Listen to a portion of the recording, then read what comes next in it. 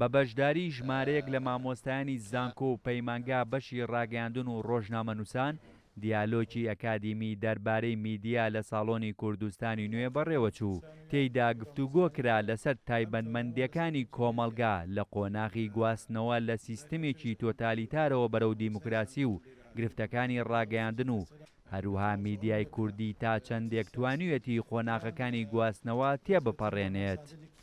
ئێمە کە کایر میدیایەکەین کای ڕۆژانی خۆمان تووشی کۆمەڵە گیرگفتە بین کە وەکو تەجربە پێویستمان بە ئەم تەجربەی و ئەم دیتنەی خەڵکی ئەکادیمی هەیە. ئێمە لەناو کێشەکانی وای ڕاگەاندن لەبەرەوە زۆر جار چەند کێشەکان دەناسین ئەوەندەش پێویستمان بە چاوێکی دیکە هەیە کە دیتنێکی تر و تێوانێکی تر کە ئەهلی ئەکادیمیا ئەتوانێت تێوانە بدەنە ئێمە و ئەو کێشانەی کە ئێمە شەمانە ئێمە توانین بەوانی بگەێنین بۆ ئەوەی لە ئایندەدا ئەوانەی وەکو سمپڵ وەکو نمونەی جیاجا دراسی لەسەرکەن.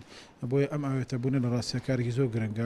شارەزایکی بواری ڕاگەیاندن دەڵێت ڕەچاوکردنی هۆشیاری پیشەی لەلایەن ڕاگەیاندنکارانەوە گرنگە، چونکە ڕاگەیاندن بەر لەوەی پیشە بێت پرۆسەیەکی معریفیە.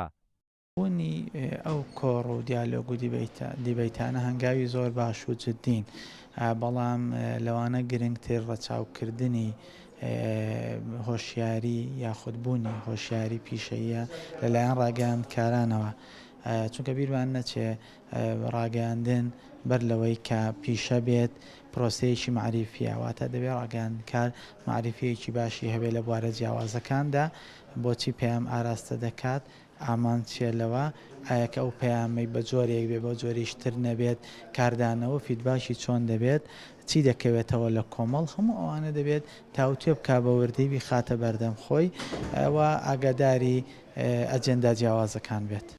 ڕێخستنی کۆڕ و سیمینار و وەرکشۆپ تایبەت بە بوارەکانی ڕاگەیاندن مامۆسایانی زانکۆ و شارەزایانی ئەو بوارە بە گرنگی دەزانن بۆ ئەوەی بتوانن کێشە و گرفتەکانی بەردەم ڕاگەیاندن چارەسەر بکەن و دەژڵێن لە خۆناغاستیارەکانیشدا میدیاکاران پێویستە هۆشیاریان زیاتر بێت و ڕەچاوی بنەماکانی ئیدیکی پیشەی ڕاگەیاندن بکەن. هێمن کەمال، کورتسات نیوز، سلەیمانی.